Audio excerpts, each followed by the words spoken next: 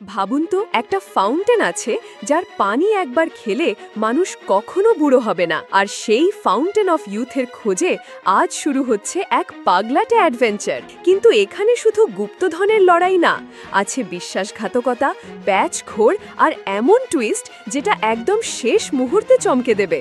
তাই পুরোটা না দেখে স্কিপ করলে কিন্তু মিস করবেন আসল রহস্য। বসে পড়ুন, শুরু করছি। গল্পের শুরুটা থাইল্যান্ডের এক গরম অচেনা শহরে, যেখানে দেখা যায় আমাদের হিরো লিউক একজন দক্ষ দুর্ধর্ষ অভিযাত্রী বাইক চালিয়ে ছুটে চলেছে। হঠাৎ করেই তার গাড়ির সামনে এসে দাঁড়ায় কাসিম নামে এক স্থানীয় গ্যাংস্টার। কাসিম চিৎকার করে বলে, বাইক থামাও, তুমি যে পেইন্টিং চুরি করেছো সেটা আমাদের জিনিস।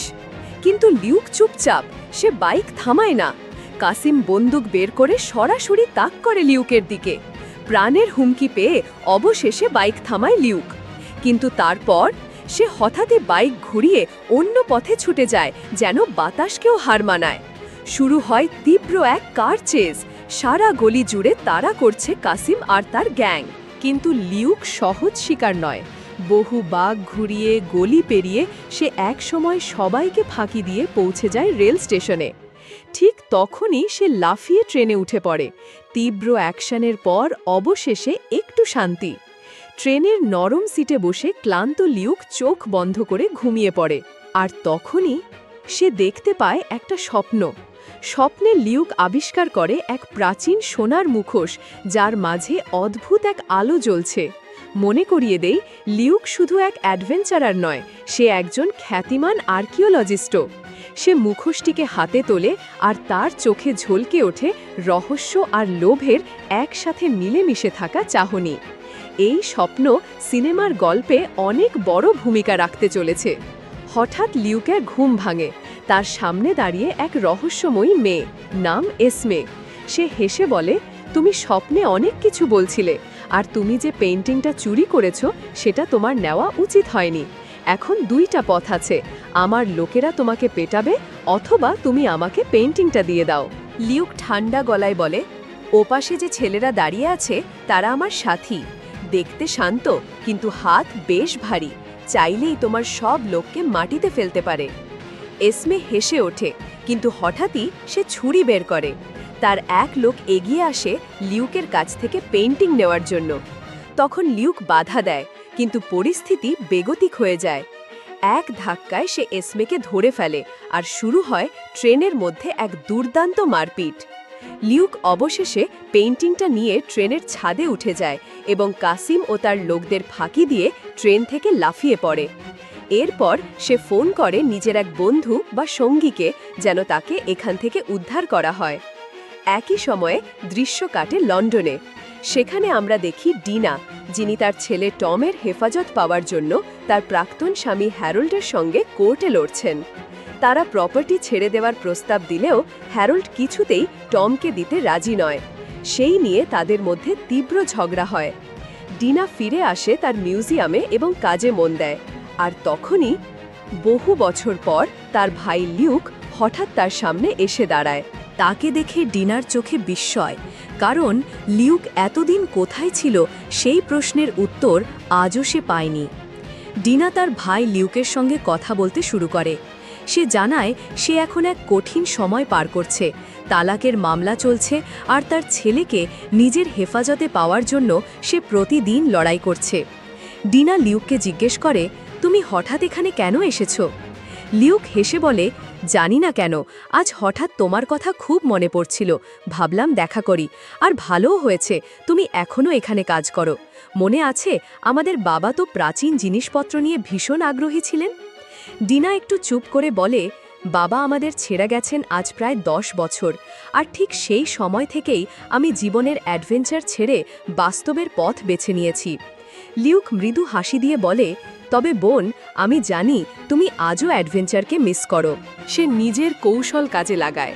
চোখের সামনেই বোনকে এমনভাবে অন্যমনস্ক করে দেয় যেন কিছু বুঝে ওঠার আগেই তাকে দূরে সরিয়ে দেয়া যায়। ঠিক তখনই লিউক আচমকা এক চিত্রকর্ম, একটা পেইন্টিং চুরি করে দৌড় দেয়। মিউজিয়ামের মধ্যে বাজতে থাকে অ্যালার্ম, আর ওই রুমের দরজাটা অটোমেটিক বন্ধ হয়ে যায়। ডিনা অবাক হয়ে লিউকের পেছনে ছুটে যায়। লিউক ততক্ষণে বাইরে দাঁড়িয়ে থাকা গাড়িতে উঠে বসেছে। সে বলে, তুমি যদি আমার সঙ্গে চলো তাহলে পেইন্টিংটা ফেরত দিয়ে দেব। দ্বিধায় পড়ে গেলেও শেষ পর্যন্ত ডিনা উঠে পড়ে গাড়িতে। শুরু হয় পুলিশের সঙ্গে দৌড়ঝাঁপ, গাড়ির চেজ। এক পর্যায়ে লিউক নিজের গাড়িটিকা এক বিশাল ট্রাকের ভেতর লুকিয়ে ফেলে। সেই ট্রাকের ভেতর ছিল তার দুই বিশ্বস্ত সঙ্গী, ডেভ আর ম্যারি। ডেভ তখন পেইন্টিংটা পরীক্ষা করছিল। ডিনা বুঝে গেল লিউক এখনও কিছু একটা বিশেষ জিনিসের খোঁজে আছে। তখন লিউক বলে, ডিনা, আমরা এই কাজের জন্যই তো তৈরি হয়েছি। আমরা কখনোই সংসারী মানুষ হতে পারবো না। আমাদের মধ্যে যে আগুন জ্বলছে তা অ্যাডভেঞ্চারের জন্য। কিন্তু হঠাৎই ডেভ বলে ওঠে, এই পেইন্টিংটা তো নকল। সবাই স্তব্ধ। লিউক বলে, ঠিক আছে, তাহলে ওটা ফেরত দিতে হবে। সে ডিনাকে বলে শান্ত থাকতে আর চোখ বন্ধ করে জোরে জোরে শ্বাস নিতে। এরই মধ্যে সে তার পকেট থেকে একটা স্প্রে মার্কার বের করে। ডিনার মুখে স্প্রে করে দেয় আর মুহূর্তেই সে অচেতন হয়ে পড়ে। কয়েক ঘন্টা পরই যখন ডিনা চোখ মেলে তখন সে এক মাঠের বেঞ্চে বসে। সে দ্রুত ফিরে আসে নিজের কর্মস্থল মিউজিয়ামে।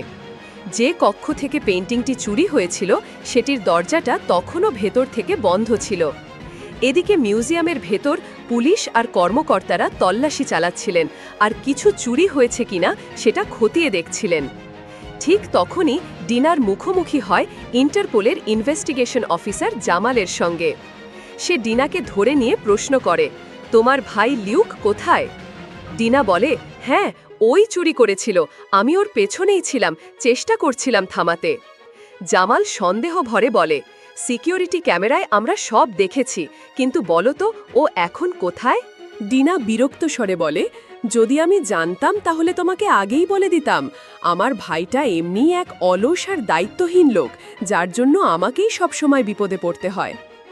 তাদের কথোপকথনের মাঝেই হঠাৎ করে মিউজিয়াম কর্তৃপক্ষ খুলে ফেলে সেই স্বয়ংক্রিয়ভাবে বন্ধ হয়ে যাওয়া দরজাটি। দরজাটা খুলতেই সবার চোখ ছানা বড়া। চুরি হওয়া পেইন্টিংটি ঠিক আগের মতোই দেওয়ালে ঝুলে আছে। পেইন্টিং যখন ফিরে এসেছে তখন জামালের ইনভেস্টিগেশনও এখানেই শেষ। কিন্তু এর পরেও ডিনাকে মিউজিয়ামের চাকরি থেকে বরখাস্ত করা হয়। ভগ্ন মন নিয়ে ডিনা ফিরে যায় হ্যারল্ডের কাছে, তার প্রাক্তন স্বামী।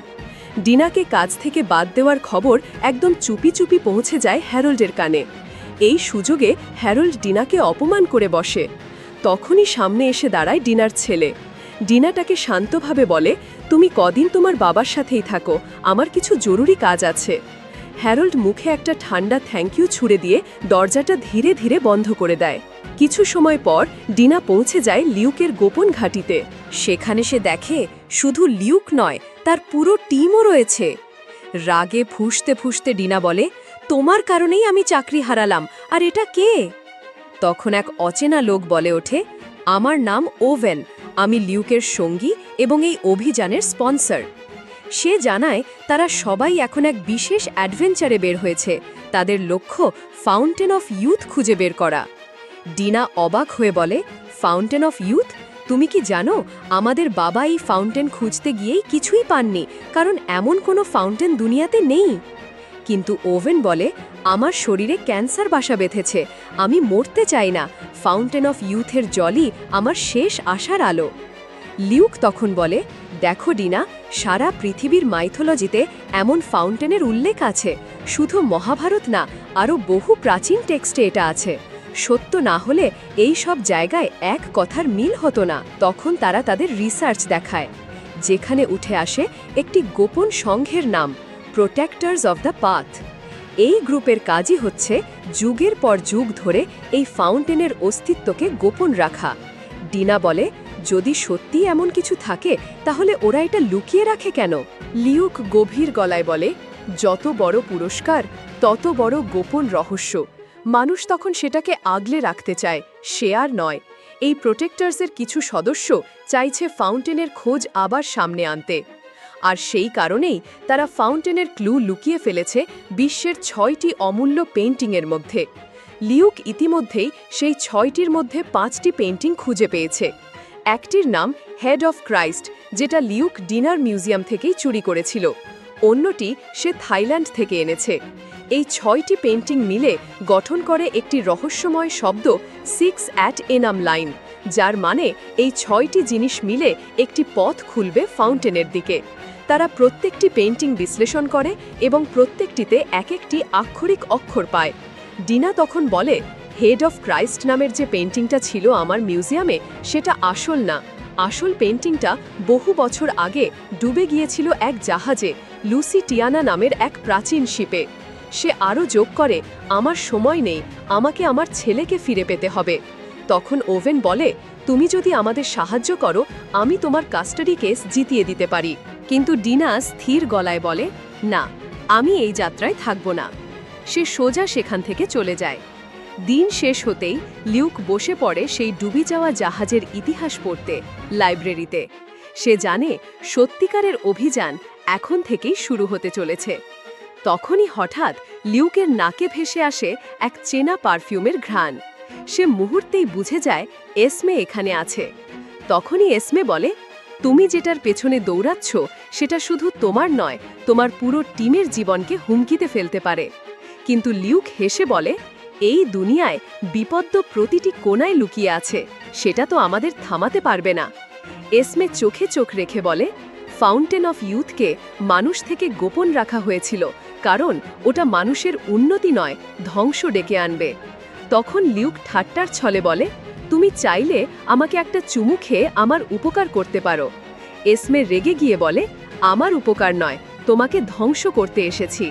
সে একটি বন্দুক দেখিয়ে হুমকি দেয় এবং স্থান ত্যাগ করে। যদি আপনি এখনও এই ভিডিওটা উপভোগ করে থাকেন, তাহলে লাইক, কমেন্ট ও শেয়ার করতে ভুলবেন না। পরদিন ছিল ছোট্ট টমের স্কুলের মিউজিক্যাল প্রোগ্রাম। সে বাজাচ্ছিল পিয়ানো। সেখানে উপস্থিত হয়েছিল ডিনা, আর লিউকও এসেছিল, তবে শিপ খোঁজার সাহায্য চাইতে। ডিনা তাকে স্পষ্ট জানিয়ে দেয়, তোমার পেছনে পুলিশ পড়েছে, তুমি যদি আমার সঙ্গে থাকো আমিও ঝামেলায় পড়ে যাব।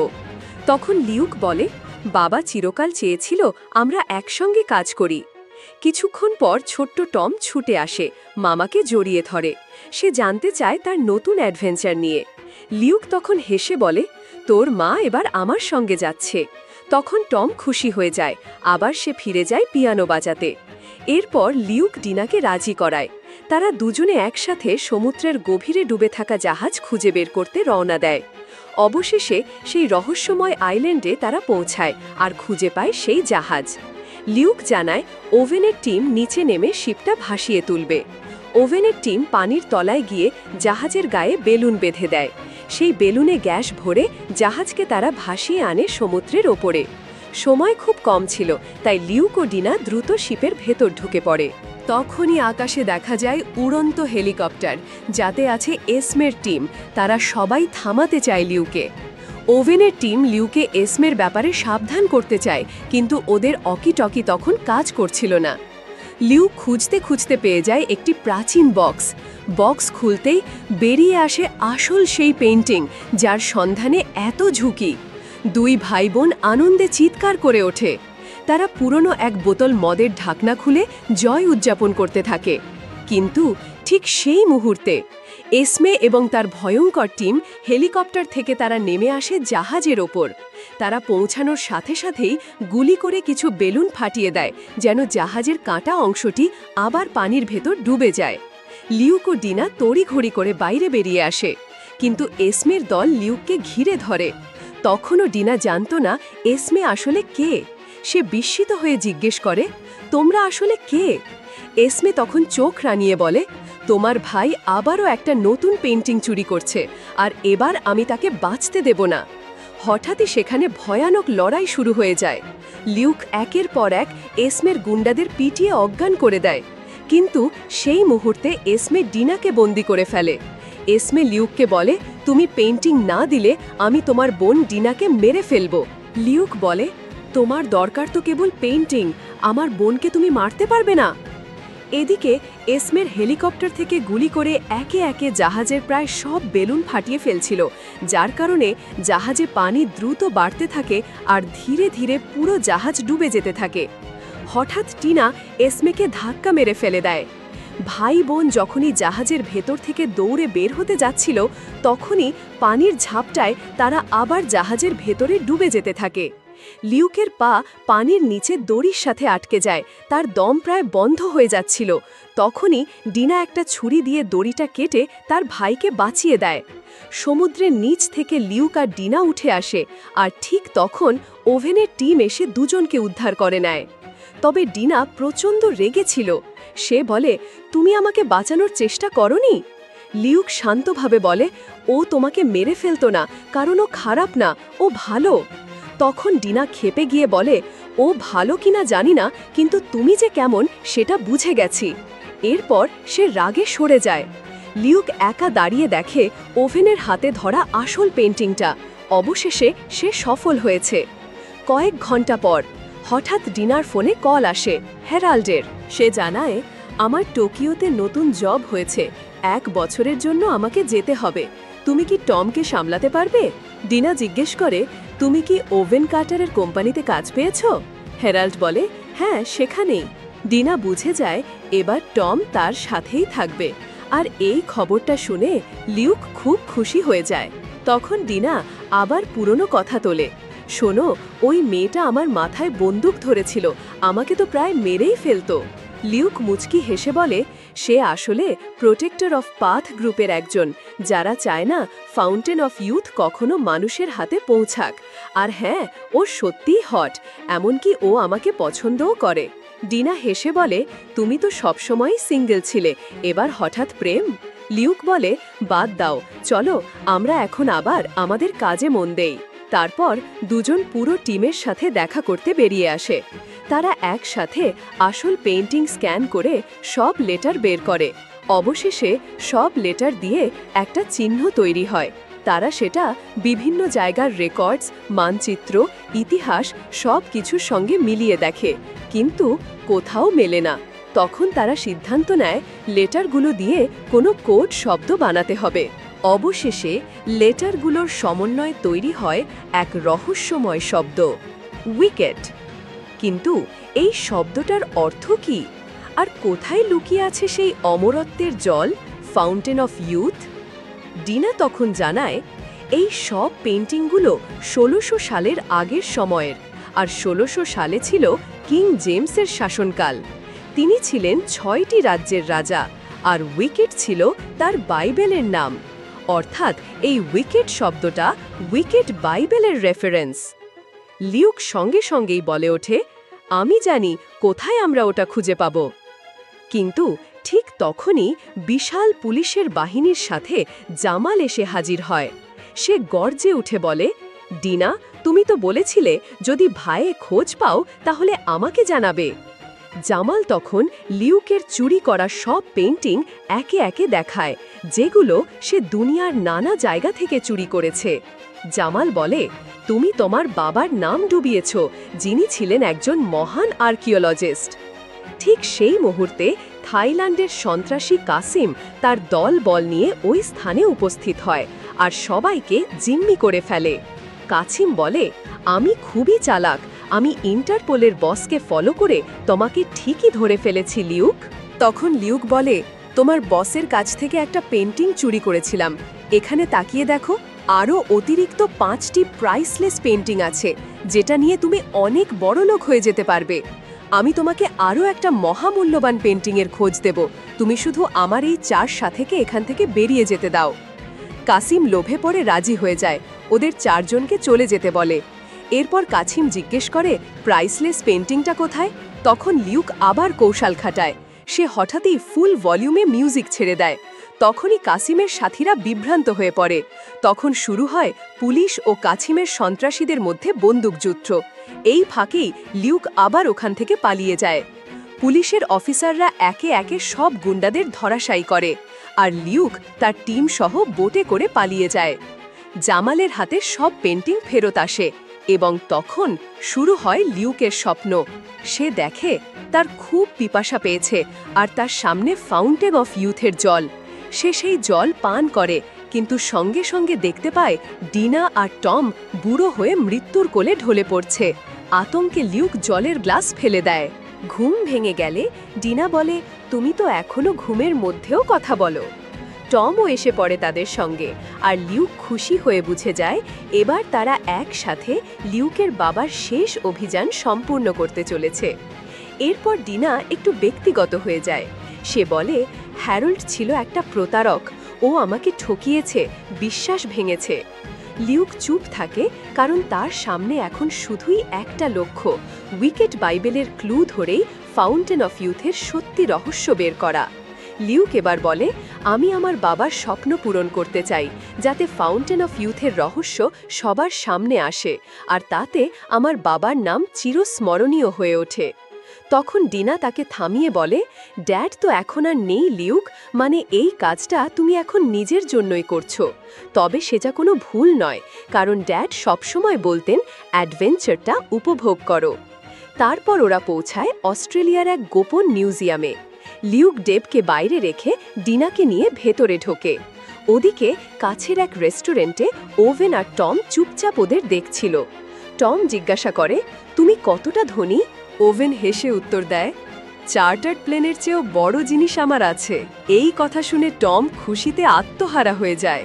লিউক আর ডিনা লাইব্রেরিয়ানের সঙ্গে নিচে বেসমেন্টে নেমে যায়, যেখানে লুকানো ছিল উইকেট বাইবেল। ঠিক তখনই এসমে তার টিম নিয়ে সেখানে চলে আসে। ডেব লিউকে জানিয়ে দেয়, এসমে টিম নিয়ে এখানে পৌঁছে গেছে, তোমরা দ্রুত কাজ সেরে বেরিয়ে পড়ো। লিউক একাই বাইরে বেরিয়ে আসে, যাতে ওদের পুরো টিম একত্রে ধরা না পড়ে। হঠাৎই লিউক এসমের সামনে চলে আসে, আর অদ্ভুতভাবে খুশি হয় আবার তাকে দেখে। এরপর লিউক এসমের কাছে মাফ চায়, তাকে আগের বার শিপে ফেলে যাওয়ার জন্য। কিন্তু এসমে চুপ ছিল না। সে চাকু আর বন্দুক দেখিয়ে বলে, এ দুটার একটা দিয়ে তোমায় মারব। আর তখনই শুরু হয় চরম ফাইট। লিউক তার প্রতিটি আক্রমণ রুখে দেয়, কিন্তু এসমে হঠাৎ তাকে বেধড়ক মারতে থাকে। এক গুন্ডা আবার তাকে মারতে আসে, লিউক তাকেও ঘুষি মেরে ধরাশায়ী করে। এসমে এবার লিউকে পিছন থেকে গান পয়েন্ট করে। লিউক তখন বলে, আমরা তো একই উদ্দেশ্যে কাজ করছি। কিন্তু এসমে চিৎকার করে বলে, না, আমাদের পথ কখনো এক ছিল না। লিউক একটা চালাক চালে এসমেকে ঝুলিয়ে ফেলে দড়ির সাহায্যে। এসমে পুরো লাইব্রেরির মাঝখানে ঝুলতে থাকে। লিউক আবার ফিরে যায় তার টিমের কাছে। সে তার পুরো টিমকে জানায়, এখন আমাদের এখান থেকে পালাতে হবে। তারা লাইব্রেরিয়ানকে বলে, পোড়া গন্ধ পাওয়া যাচ্ছে, তুমি কি পাও গন্ধ? না পেলে চোখ বন্ধ করে জোরে নিঃশ্বাস নাও। স্প্রে দিয়ে অজ্ঞান করে ফেলে। কিন্তু ডিনা উইকেট বাইবেল চুরি করে পালাতে রাজি হয় না। লিউক বোঝায়, এটা ছাড়া আমাদের আর হাতে অন্য কোনো রাস্তা নাই। তখন তারা বোম ফাটিয়ে আন্ডারগ্রাউন্ডের এক গোপন সুড়ঙ্গ দিয়ে পালাতে থাকে। এরপর উইকেট বাইবেল চুরি করে এক গোপন সুড়ঙ্গ দিয়ে তারা পালিয়ে যায়। এসমে আর লাইব্রেরিয়ান এসে দেখে বাইবেলটি তার জায়গাতে নাই। ওরা দুজনই হতাশ হয়ে দাঁড়িয়ে থাকে। এদিকে ওভেনের ওপর এসমের দুজন সাথী আক্রমণ করে। ওভেন সহজে ওদের ধরাশায়ী করে টমকে নিয়ে ফিরে আসে। রাত ঘনিয়ে আসে, চারদিক নিস্তব্ধ। আর এই নিস্তব্ধতার মাঝেই লিউক আর তার দল বাইবেলের গোপন রহস্য বের করার প্রস্তুতি নেয়। তাদের সামনে এখন একটাই লক্ষ্য, ফাউন্টেন অফ ইউথ। ডিনা তার ছেলে টমের কাছ থেকে ওদের ওপরে আক্রমণের ঘটনা শুনে খুবই রেগে যায়, আর ছেলেকে নিয়ে পাশের রুমে চলে যায়। অন্যদিকে জামাল পৌঁছে যায় সেই লাইব্রেরিতে, যেখানে সে দেখে এক বিশাল গোপন সুড়ঙ্গ। সে বুঝে যায় লিউকের টিম বাইবেল চুরি করেছে, আর সে প্রচণ্ড রেগে ওঠে, আর ওভেনের সকল গাড়ি, প্লেন, সব যানবাহন ট্র্যাক করতে বলে। ঠিক সেই সময়ে ওভেনের টিম দুবার বাইবেল পড়ে ফেলে, কিন্তু আশ্চর্যের বিষয়, তারা কিছুই খুঁজে পায় না।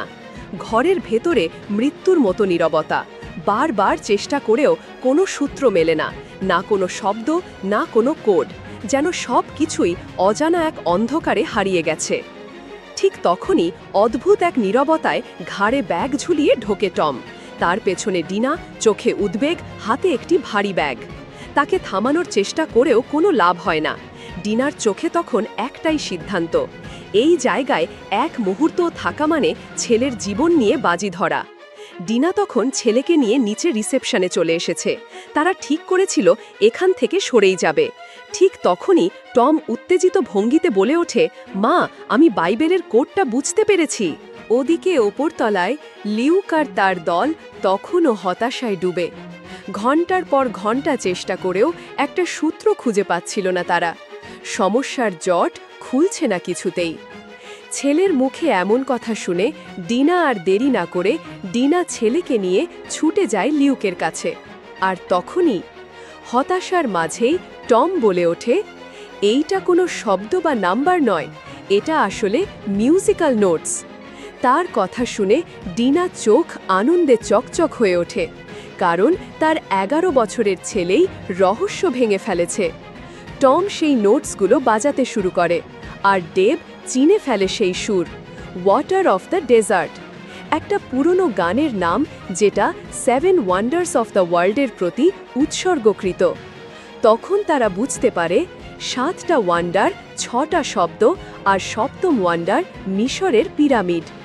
এর মানে ফাউন্টেন অফ ইউথ পিরামিডের ভিতরে লুকিয়ে আছে। সাথে সাথেই তারা সিদ্ধান্ত নেয়, এবার গন্তব্য ইজিপ্ট। তারা প্লেনে রওনা দেয়। ফ্লাইটে লিউক আবার একটা ড্রিম ভিশনে পড়ে। সে দেখে সে গোল্ডেন মাস্ক চুরি করেছে, যার ফলে একজন বার্ধক্যে মারা যায়, আর সেই প্রভাব পড়ে তার ওপরও। ঘুম ভেঙে গেলে সে কনফিউজড। ডিনা তখন বলে, আমি ওভেনের ওপর আর ভরসা করতে পারি না। ও আমাকে তোমার কাছে রাখতে চাইছিল, তাই আমার স্বামীকে পৃথিবীর আর এক প্রান্তে পাঠিয়ে দেয়, আর টমকে এই মিশনে টেনে আনে। লিউক তখন বলে, সে যা করছে টমের অসুস্থতা সারাতেই করছে। আমি যাই করি সেটা আমার বাবার উত্তরাধিকার রক্ষার জন্য। তখন অন্যদিকে এসমে পৌঁছে যায় ভ্যাটিকান সিটিতে প্রোটেক্টর অফ পাথের লিডার এল্ডারের কাছে। সে হতাশ, কারণ লিউকের দল ইতিমধ্যেই ইজিপ্ট পৌঁছে গেছে। এল্ডার বলে, 400 বছরে এই প্রথম কেউ পিরামিড পর্যন্ত পৌঁছেছে। তুমি জানো এখন তোমার কি করতে হবে। বলেই সে একটা চাবি এগিয়ে দেয়। দ্য ফাইনাল কি টু ইমমর্টালিটি লাইজ আহেড। তখন ওভেনের দল পৌঁছে গেছে কায়রোর পিরামিডের কাছে। লিউক সবাইকে জানায়, এই পিরামিডের নিচে আছে অসংখ্য গোপন কক্ষ, আর আজ তারা নামবে সে প্রাচীন রহস্যের জগতে। ডিনা তখন সাবধান করে, যা কিছুই আমরা পাই না কেন, আমাদের সাবধান থাকতে হবে। আমাদের বাবাও একবার গোল্ডেন মাস্ক খুঁজে পেয়েছিলেন, কিন্তু শেষমেশ তাকে সেখানেই রেখে দেন, কারণ কিছু কিছু জিনিস তার নিজের জায়গায় থাকাই শ্রেয়। সত্যিকারের প্রাইজ হলো না আমাদের এই যাত্রা। লিউক মাথা নেড়ে রাজি হয়। এরপর তারা পিরামিডের দিকে এগিয়ে যায়।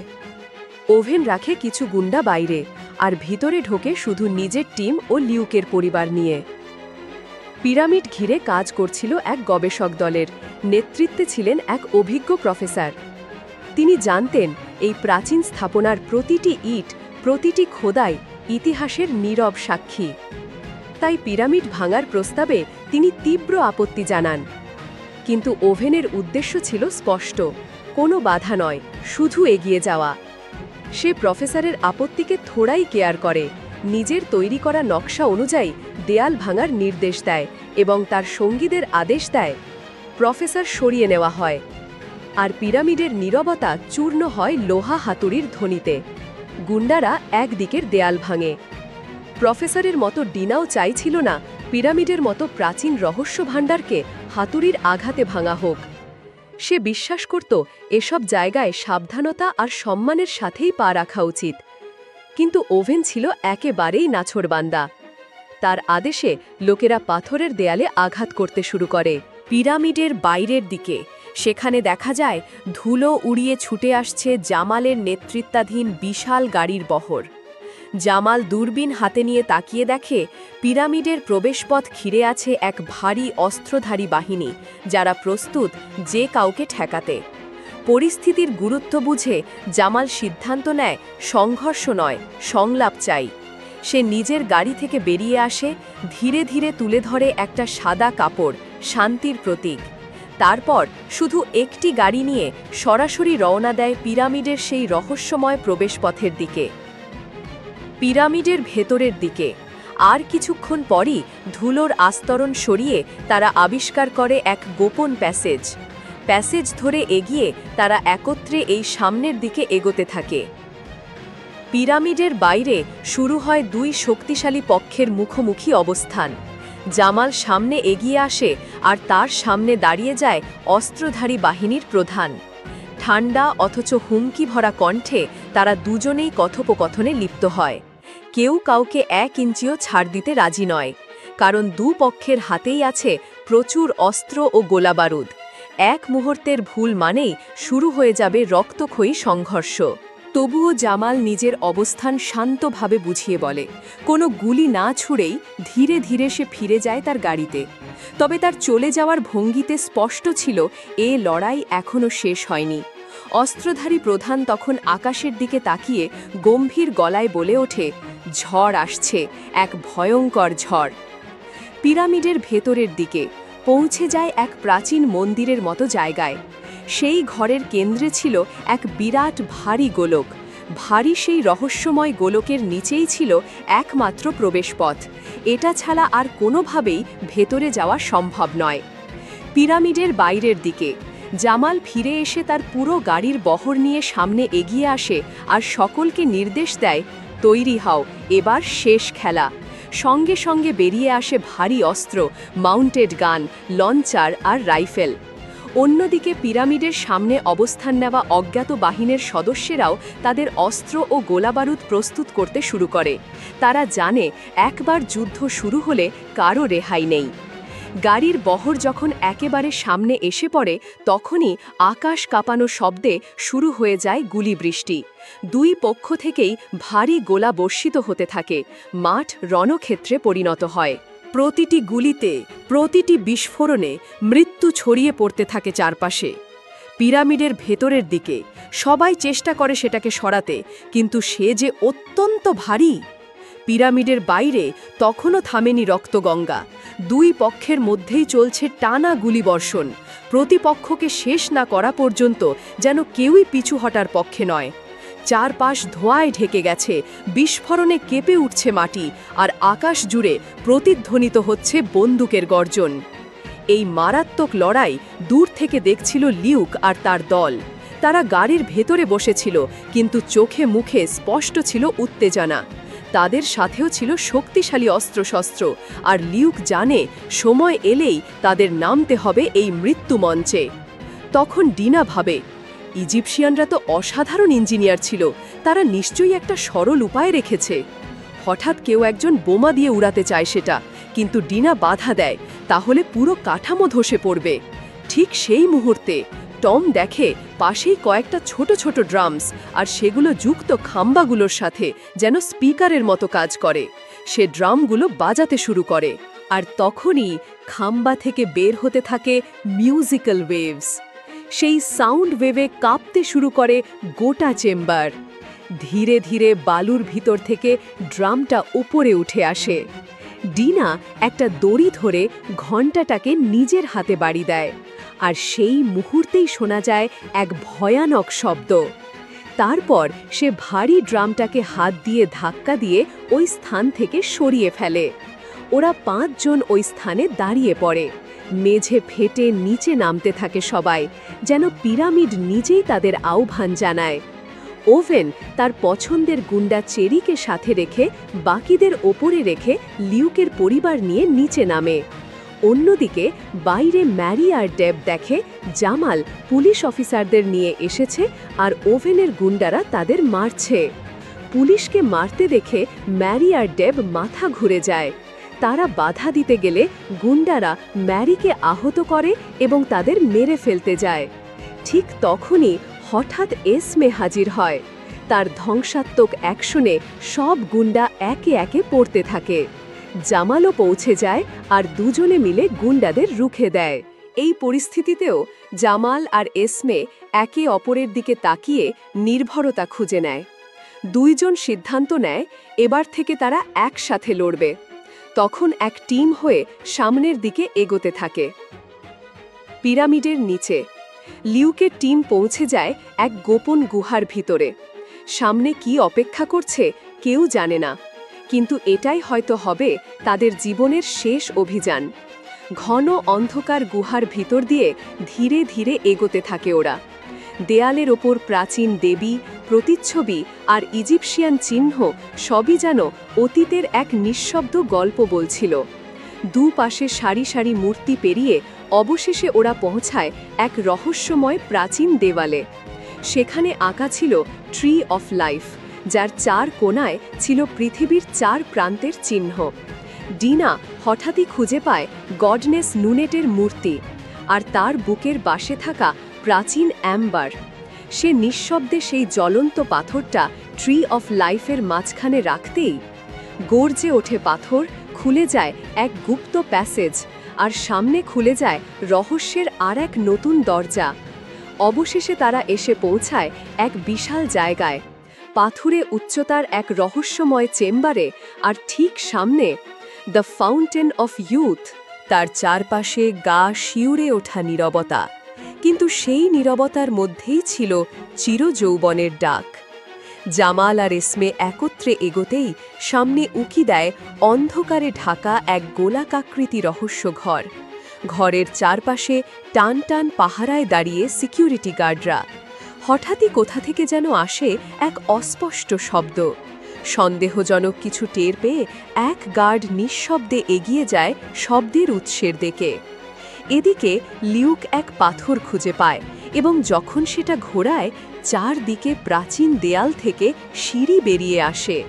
সবাই তখন ছিঁড়ে দিয়ে নিচে নামার জন্য প্রস্তুত হয়, আর সেই সময়েই ওপর থেকে এসমে ও জামাল এসে ওভেনের গুন্ডাদের ওপর আক্রমণ করে বসে। গুলি, হাতাহাতি, রক্ত, একে একে সব গুন্ডারা পড়ে যায়। এরপর তারা রশি ধরে নামতে থাকে নিচে, ঠিক যেখানে লিউকের দল পৌঁছে গেছে ফাউন্টেনের সামনে। কিন্তু ফাউন্টেনে তখন অতি সামান্য জল ছিল। ডিনা বলল, এই জিনিসটা হতে পারে আশীর্বাদ বা অভিশাপ, বুঝতে হলে তোমাকেই তা গ্রহণ করতে হবে। আর তখন সবাই ওভেনের দিকে তাকায়, কিন্তু ওভেন দায় চাপায় লিউকের ওপর।